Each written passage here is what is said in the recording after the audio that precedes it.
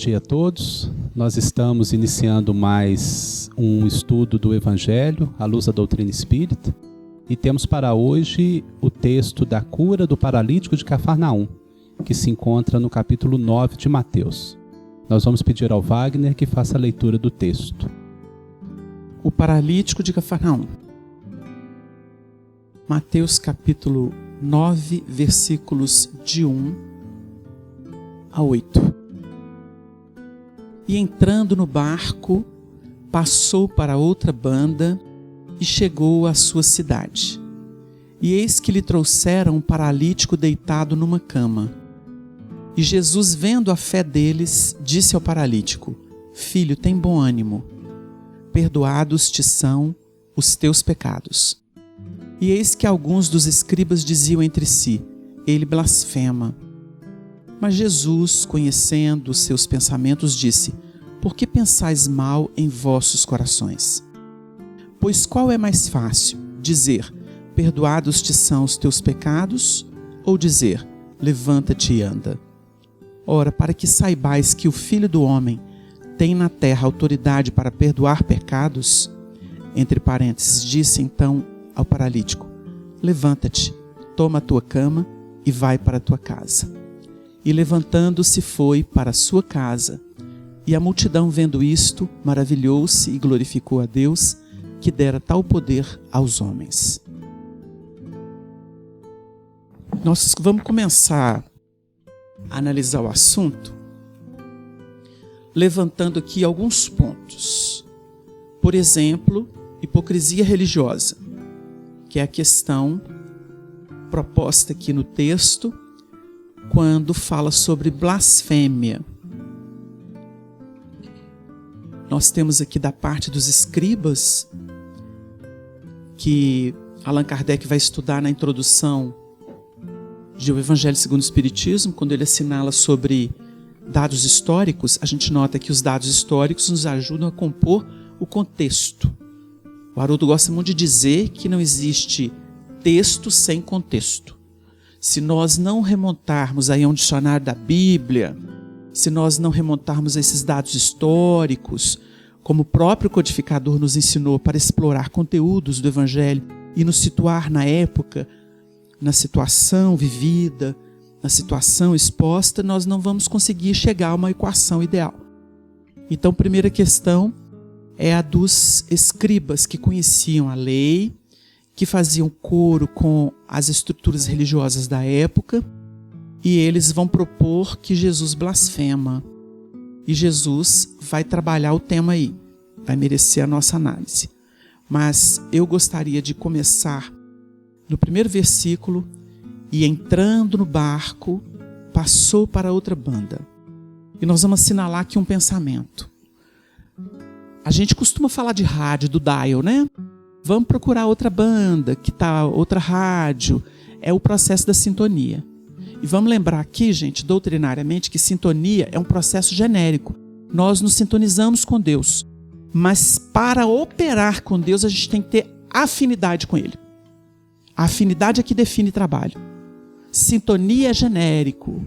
Eu posso ficar namorando com Deus muitas reencarnações, mas não responder por esse namoro. O casamento só se dá no plano da afinidade. Eu tenho afinidade e eu me convenço e me converto. E aí está a obra. Então, Jesus, no primeiro momento, ele chega e dá o recado. Mas a segunda vinda dele é que é a operação. Então a gente tem que ficar muito atento. Tem gente esperando Jesus num carro de glória, que vem para poder fazer justiça. Na verdade, a segunda vinda de Jesus é em nós, no nosso coração. É quando ele vai operar com os nossos instrumentos, nossas mãos, nossos pés, nossa cabeça, nosso sentimento. É aí que é a segunda vinda. Então, isso aqui é muito bonito. Entrando no barco. Na pesca maravilhosa, ele entra no barco de Pedro. Define ali, Emmanuel estuda o assunto. E entrou no barco de Pedro. Lança as redes. Ou seja, dá orientação. No caso aqui, passou para outra banda. Por que nós sofremos? A gente geralmente está na banda estranha, que é chamada de esquerda, que é a noite. Aí quando a gente passa para outra banda, a gente passa a banda do dia, da luz, da claridade, da orientação, porque a gente sai do interesse pessoal. Então já começa aqui. Chegou a sua cidade, e eis que lhe trouxeram um paralítico deitado numa cama. Então aqui tem coisa, trouxeram-lhe. Vejam bem, tem agentes aí. Trouxeram um paralítico a Jesus. E ele estava deitado numa cama. Então vamos deixar aí para o pessoal também comentar. Eu queria salientar nessa passagem também, porque essa passagem está no Evangelho de Mateus, né, e faz referência também ao Evangelho de Marcos, né? E a gente, se for estudar ler uma e ler a outra, a gente vê que elas se complementam. E é interessante que em Mateus está dizendo aqui, como o Wagner acabou de falar, que trouxeram o paralítico, né? Só que parece que foi simples. A gente vai em Marcos e vê que não foi tão simples do paralítico chegar até Jesus, né? E é interessante esse aspecto. Em Marcos, ele diz aqui, tem no capítulo 2, né? Ele fala assim, se ajuntou muita gente na casa onde Jesus estava, em Cafarnaum, foi em Cafarnaum que aconteceu, né? E vieram ter com ele conduzindo um paralítico trazido por 4. Olha que interessante, né? E não podendo aproximar-se dele por causa da multidão, descobriram ou destelharam o telhado, né, onde estava, e fazendo um buraco, baixaram o leito em que jazia o paralítico, né? Então aí vem onde Jesus fala, estás perdoados, né? Fala para o paralítico isso. E aí o que me chama a atenção é essa questão do chegar, né, até Jesus. E fatalmente, ou muito frequentemente, a gente é deparado com uma multidão, né? Então eles tentaram se aproximar, mas a multidão não deixou. A multidão estava ali aglomerada. E Emmanuel, nos livros, sobretudo no Caminho, Verdade e Vida, ele vai detalhar um pouco essa questão da multidão. Acho que está até aqui aberto, né, o 118, Cláudia. Cláudia pode até ver aqui, ele pode até ler esse parágrafo, foi o primeiro e o segundo, que acho que define bem o que é essa questão da multidão, ou um pouco dela, né? Muitas pessoas confessam sua necessidade do Cristo, mas frequentemente alegam obstáculos que lhes impedem a sublime aproximação. Uns não conseguem tempo para meditação, outros experimentam certas inquietudes que lhe parecem intermináveis. Então, assim, é uma questão assim, bem pessoal mesmo, porque até quando a gente vai ficar nessa, né, de não deixar o Cristo se aproximar, entrar na nossa vida, né, na nossa casa espiritual. E fazendo comparação aqui com a multidão, a gente, por vezes, ou sei lá, ou por tempo, a gente segue essa multidão. E por conta disso a gente bloqueia, né, o nosso canal, essa ligação, né, com Deus e com Jesus. E ao mesmo tempo também aqui, eu lembrei também da passagem que tem aqui no Caminho, Verdade e Vida, do capítulo que fala de Madalena, né, que foi uma transformação, que foi assim a maior transformação da história, que foi a de Madalena, né, que foi assim, uma transformação violenta, que foi violenta, uma transformação assim, sobre os vícios que ela tinha, e foi até comparada com a transformação dela e de Paulo. Então, assim, fica assim, um recado, né, para a gente deixar esse canal aberto para as coisas espirituais acontecerem, né, e a gente ficar mais próximo de Jesus. Nós lembramos que o Espiritismo é conhecido como o Consolador Prometido. Então, o que é consolo, né?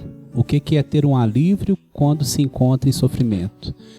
O que é estar deitado numa cama, com todas as suas implicações físicas, humanas, corporais disso, mas o que é estar deitado numa cama no sentido espiritual?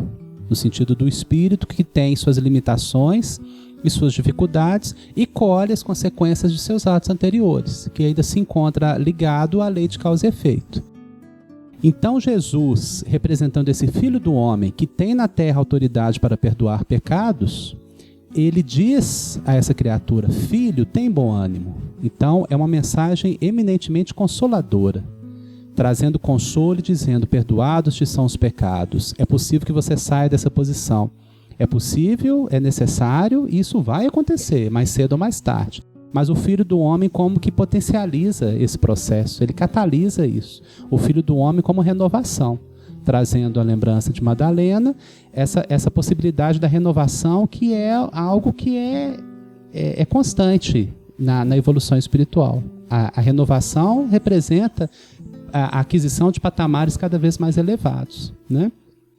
E quando nós estudamos o Evangelho, a proposta dessa mesa é o estudo do Evangelho, lembramos que Jesus foi o primeiro a decodificar aquilo que ele próprio estava ensinando. Quando, por exemplo, na passagem do joio e do trigo, ele próprio explica depois aos discípulos aquilo que nós chamamos de miudinho, né? Com a lembrança do Honório e de tantos queridos amigos aí que trouxeram esse ensinamento. Jesus faz ali o primeiro miudinho, com a passagem do trigo e do joio, com a passagem do semeador, e depois nós encontramos em Kardec o estudo. Lembrando que no livro A Gênese ele estuda com detalhe essa passagem. Então nós vamos lendo e pode surgir dúvida. Como é que eu interpreto? Como é que eu identifico o que é o barco, o que é a cama, o que é a blasfêmia, o que é o filho do homem? Os próprios textos do próprio Evangelho, dos evangelistas, já trazem essas orientações, as obras de Kardec já trazem, e os textos, principalmente Chico Xavier, da Lavra de Emmanuel e de outros, por exemplo, o Caminho, Verdade e Vida, tem ali um capítulo específico sobre o paralítico. A proposta do estudo do Evangelho é a gente ir conectando essas passagens e dizer o que tem ressonância com o nosso sentimento, com o nosso coração. E aí o estudo vai sendo construído, né? Isso é muito bonito. É curioso, Léo, como isso é bonito, porque o Evangelho é um painel de possibilidades. Nesse painel de possibilidades você vai encontrar elementos de A a Z, situações de A a Z. E Jesus é aquela agulha que pega a linha dos acontecimentos, das expressões, e vai costurando para criar ou estabelecer a unidade divina.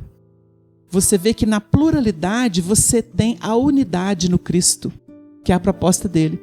Então, de todas as mazelas, elas funcionam por experiências específicas. Então você tem, por exemplo, uma dor, você tem uma decepção, você tem um desprazer, você tem uma frustração. Isso é elemento que vai se transformar em riqueza. Quando você tira a capa da coisa e entra para a essência dela. Note-se que foi lembrado Madalena aqui pela Cláudia. Madalena era possessa de 7 demônios. Ela usa a experiência dos 7 vícios, que a gente poderia, até se quiser fazer uma conexão, os vícios capitais, né? Você pega essas 7 experiências e ela se transforma. Ela usa isso, funde esse aprendizado e se projeta para ser a mensageira da ressurreição. Então nada fica perdido. Por isso que Jesus precisa entrar e a gente precisa ir até ele, porque os movimentos são vários, né? Trouxeram até ele, o cego lá grita e clama, o outro vai até ele, como é o centurião, e aí você vai ver várias situações, mas ele sempre como esse elemento catalisador, que é capaz de dinamizar os processos. Então é só para valorização da riqueza do Evangelho para a nossa vida. É muito interessante, né, o que a gente vai observando, porque o conteúdo realmente é muito rico. Quando a gente volta aqui no primeiro versículo, em que começa a dizer para nós que Jesus entrando no barco, passou para outra banda e chegou à sua cidade, né? Qual seria essa cidade? O Xaxá, quando leu a passagem de Marcos, ele fala claramente para nós que é Cafarnaum. Cafarnaum como sendo a cidade de Jesus. E é muito significativo, gente, porque a gente vai perceber que muitos acontecimentos se deram na cidade de Cafarnaum. E representa, Cafarnaum é a cidade de Pedro, a cidade de André. Eles são de Cafarnaum. E muitos acontecimentos vão se dar em se tratando da própria postura do Cristo. A gente analisou a passagem que fala do centurião de Cafarnaum. A própria questão da sogra de Pedro, ela foi curada em Cafarnaum, né? Quando Jesus menciona aquela criança para dar uma orientação aos discípulos, foi em Cafarnaum. Então a gente percebe uma série de acontecimentos aí se dando. E Jesus se movimentando na casa de Pedro, né? Se dando na casa de Pedro e percebendo, mostrando para nós a importância desse ambiente. E é interessante que a gente olha no dicionário da Bíblia, a gente vai observar dentro da definição apresentada, representando como sendo aldeia da consolação. Muito significativo isso, né? Aldeia da consolação, né? Então a gente vai perceber que tem aí um acontecimento, porque não é questão da cidade em si, mas os acontecimentos que vão ocorrer nesse ambiente, que retratam a chegada de Jesus estabelecendo diretrizes renovadas, mudanças significativas. E a gente pode lembrar aqui, que está registrado no livro Jesus no Lar, o primeiro culto se deu na casa de Pedro, onde? Em Cafarnaum, né? E Jesus entrando na casa, e quando a gente traz o primeiro parágrafo da obra, eu estou trazendo aqui para a gente poder observar os detalhes que são apresentados, e com riqueza muito grande, que diz respeito ao quê? Ao movimento nosso na atualidade, dentro do que a gente está buscando, conhecer a doutrina, conhecer o Evangelho, para operar mudança e transformação. Né? Povoar-se o firmamento de estrelas dentro da noite, bateada de luar. Quando o Senhor instalado provisoriamente na casa de Pedro, o primeiro detalhe é esse aí. Jesus instalado provisoriamente na casa de Pedro. O que a gente observa? Quando uma pessoa se instala provisoriamente na nossa casa, mexe totalmente com a estrutura do nosso lar. Porque é uma pessoa que está ali, foi acolhida com muito amor, com muita fraternidade, e é uma coisa muito, muito amigável, não deixe de estabelecer mudanças no ambiente, em função da presença dessa pessoa, da criatura. Só que nós estamos falando de Jesus provisoriamente na casa de Pedro. Né? E ele prossegue. Tomou os sagrados escritos e, como se quisesse imprimir novo rumo à conversação que se fazia improdutiva e menos edificante. Então, olha só, o que acontece normalmente nos nossos lares, nas nossas famílias. A coisa vai bem, tranquilamente, mas de repente a gente entra nessas conversações, que são conversações improdutivas e menos edificantes. Jesus chega, e embora não estando devidamente instalado, tá, de forma improvisada, ele já começa a estabelecer diretrizes novas, estabelecendo que novo rumo às conversações, ao diálogo, ao pensamento, às expressões do nosso espírito, sobretudo no ambiente familiar, no ambiente do nosso lar. Por quê? A gente vai observar que é onde somos recebidos do processo encarnatório, para podermos dar novas diretrizes às nossas vidas, à nossa evolução. Deus impõe o Espírito à encarnação com o propósito de fazer chegar à perfeição. Então, o ambiente que nos recebe, o que a gente observa com as próprias elucidações da doutrina espírita? A harmonia, a amor movimentando-se, mas percebemos que em determinados momentos, para muitos de nós, representa também a união de criaturas que apresentam dificuldades no processo da convivência em função de desvios no passado. Então, são acolhidos dentro desse ambiente, apresentando dificuldades, apresentando ali realmente sentimentos antagônicos no processo da convivência, para dar as diretrizes do campo positivo. Se Jesus chega, o que acontece? A mudança, a transformação dentro do objetivo do processo encarnatório começa a se operar de uma forma positiva. Porque não vai deixar de haver discussões, não vai deixar de haver um coração incomodado com o outro em função da forma de agir, de posicionar, em função do que falou. Mas a presença do Cristo, a presença de Jesus no nosso lar, operando novos rumos a conversações, tá? Como diz, e conversações menos edificantes, vai fazer com que nos leve às reflexões, para voltarmos à pessoa, você me perdoe, eu perdi o meu controle, eu fugi um pouquinho daquele comportamento ideal que nós estamos buscando. Você me perdoa, vamos reconsiderar e vamos dar diretrizes, ou seja, expressão da compreensão, do amor, da fraternidade, em bases cristãs. Então a gente vai observar que é um movimento muito significativo quando o Evangelho nos mostra, né, Jesus em sua cidade, trazendo diretrizes positivas para todos nós. Essa fala que o Márcio falou, que quando a gente revê tudo o nosso comportamento e você vai até o teu irmão e reconhece o seu erro, uma das coisas mais difíceis que tem, né? Na prática do dia a dia a gente sabe disso. E lendo essas passagens aqui, eu percebi de uma forma interna. É um duelo que a gente tem com a gente mesmo. Porque quando você busca na sua fé acreditar que você é capaz de tomar uma nova atitude com seu companheiro que te feriu, né, que te magoou, que te apunhalou pelas costas, né, que isso é uma tarefa muito difícil no meu ponto de vista, eu acho que para todo mundo também é. Aí você começa, eu sou capaz disso, eu posso sair dessa paralisia que eu tenho de achar que eu tenho sempre razão, que o que vale é o que é a justiça, né? Porque a gente está preso nisso. Se você é ofendido, se você é maltratado, você pensa que o outro te deve alguma coisa. E na verdade a proposta do Cristo é você andar a segunda milha, né, para você construir no seu coração. E a gente vê esse duelo interno da gente. Então quando ele chega e fala assim, meu filho, tem confiança?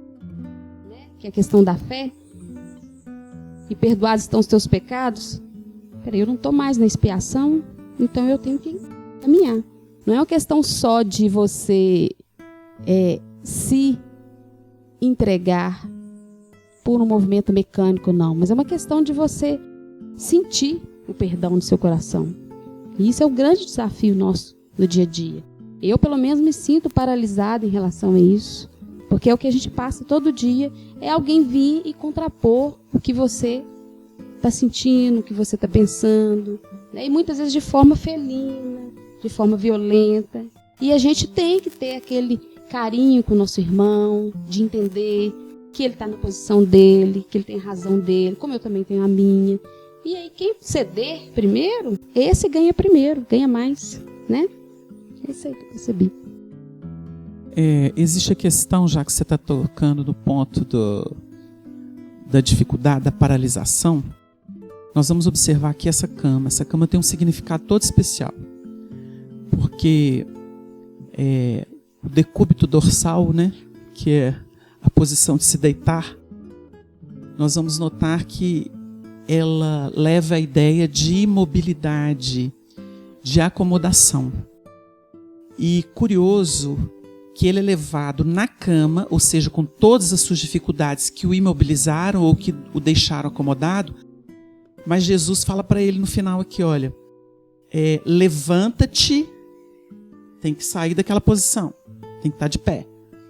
Toma a tua cama e vai para a tua casa. Ou seja, ele não pode abandonar a cama, ele vai ter que trabalhar essa cama. Porque nós achamos, nos momentos da acomodação, a depressão é a doença do século, né? Então as pessoas ficam imobilizadas. A depressão é uma cama, a pessoa está deitada nela. Mas a orientação é: levanta-te e leva a tua cama e vai para a tua casa. Ou seja, procura a sua identidade essencial. A gente precisa começar a entender o evangelho fora dos padrões de história. Nós temos que começar a compreender que cada item desse aqui diz respeito a uma dificuldade pessoal.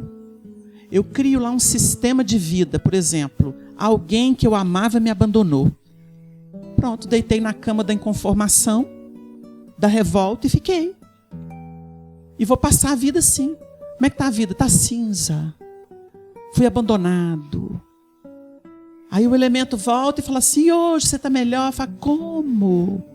Olha a ingratidão de quem me deixou. Aí eu vou ficar sempre cultivando essa cama. E vou ficando nessa cama, e na depressão. E até ter síndrome do pânico. Porque eu estou com um buraco por dentro, eu não faço nada. Virei uma coisa horrorosa na vida, parei tudo, parei o sistema, para o universo. Porque eu fui ofendido. Peraí, mas quantas vezes você ofendeu? O estudo da doutrina espírita é muito bonito, porque mostrando lei de causa e efeito, te demonstra que você não somente recebe, mas você causa. Você agiu. Antes de você receber, você agiu. Então existem situações que são comuns para te estimular. Dói um pouquinho só. São as vicissitudes. Agora tem situação que te escraviza, mas você as criou. Então a doutrina espírita tira o álibi que o demônio é que fez por mim, que fez comigo, porque eu sou o demônio. Eu identifiquei o demônio, o diabo, Satanás. Eu sou contra Deus e por isso eu coagulei a vida. Cristalizei o pensamento. E aí eu estou aqui nessa cama. Então eu tenho que desativar. Porque é meu material de trabalho a cama. Como é que eu vou simplesmente ignorar que ela não existe? Então Jesus te coloca de pé, te ensina e você vai desativar a sua cama. Cama tem hora. E tem que ser proveitoso. Então tem coisa para a gente pensar, né? Quando nós lemos aqui a respeito dos escribas, nós observamos que eles não estão paralisados no sentido humano, físico. Estão caminhando e tem até uma função na sociedade, uma função muito importante, tem todo um recurso de intelectualidade e de linguagem, de comunicação com aquela comunidade, mas eles estão com o coração endurecido. Quando é dito que eles pensam mal nos seus corações, e Jesus conhece o pensamento deles. Então, fazendo uma correlação com o que o Wagner está dizendo. A criatura, ela está presa ainda dentro da lei de causa e efeito. E estão criando causas para colherem isso no futuro. Isso não é punição, não é condenação, né? Quando é trazido o tema do demônio, ou Satanás, quer dizer, o adversário. Kardec nos explica que são símbolos ou são metáforas para trazer a ideia do interesse pessoal, né? O interesse materialista. Pensa-se mais no seu próprio interesse e na atenção que seja atendido àquilo que é importante para mim, do ponto de vista egoístico e do orgulho, do que aquilo que representa renovação espiritual ou representa atendimento à lei divina que fala no meu coração. Isso endurece, isso paralisa também. A mesma correlação é vista no estudo do cego. Quando Jesus cura um cego e logo depois chama os fariseus de cegos hipócritas. Mas eles estão enxergando.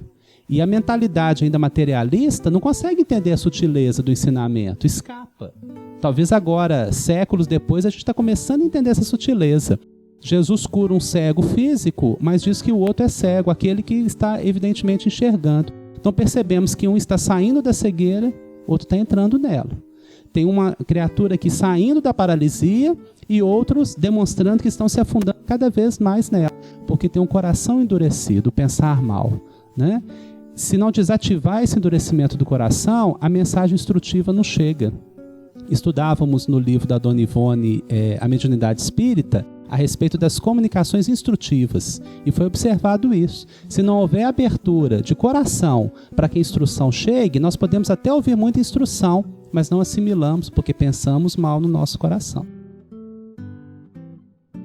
E aí também tem a ver aqui, porque me chamou a atenção aqui, eis que lhe trouxeram um paralítico. Aí aqui no livro Luz Imperecível, é tratado isso de trazer-lhes, né? De trazer-lhe. Traziam-lhe. E nos diz aqui nessa interpretação, no comentário, né? Que fala traziam, não nomina, né? Não dá nome, que nos traz a questão que o Evangelho traz para a gente essa noção da caridade, né? Da gente não colocar a nossa personalidade em foco. E a pergunta que tem para a gente temos também cooperado quando alguém quer nos levar a Cristo, né?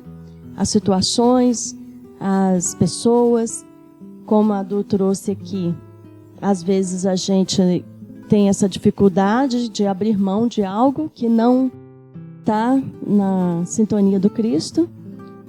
E às vezes tem um irmão nosso lá falando, perdoa, deixa isso para lá, abre mão. E a gente, de jeito nenhum, eu tenho meu orgulho, eu não vou deixar assim. Para a gente ficar mais atento a isso, né? Porque por mais que a gente esteja aqui espiando, provando, seja o que for, que a gente tem sim pessoas que nos levam a Cristo. Só que precisamos estar um pouco mais atentos a isso, né? O nosso tempo está terminando e nós vamos puxar aqui só um ganchozinho sobre o Filho do Homem. O Filho do Homem é a renovação, é o sinônimo de renovação. É quando Cristo entra, fermenta essa massa das nossas experiências e nós passamos a apresentar um crescimento qualitativo. Então o Filho do Homem, ele perdoa os pecados, porque é a estrutura do amor apagando todo o mal que foi feito. Então, se pelo mecanismo da lei nós nos saturamos e nos cansamos das coisas de tanto repeti-las e dizemos assim, chega, isso eu conheço a exaustão, eu quero mudar. Nós temos a proposta da fé raciocinada que chega, que toca o coração e fala assim, eu posso ser melhor do que isso, posso fazer muito melhor do que isso. Então é quando chega a proposta do Filho do Homem que salva ele dos seus pecados, ou seja, dos seus erros, dos seus equívocos, das suas ilusões, das suas bobagens. Então, a luz do Cristo, ela faz isso conosco. O Filho do Homem, ou seja, o produto consciente de mim mesmo, passa a gerenciar a minha casa. E é aí que a salvação chega. Nós agradecemos e vamos confiando na bondade do Senhor.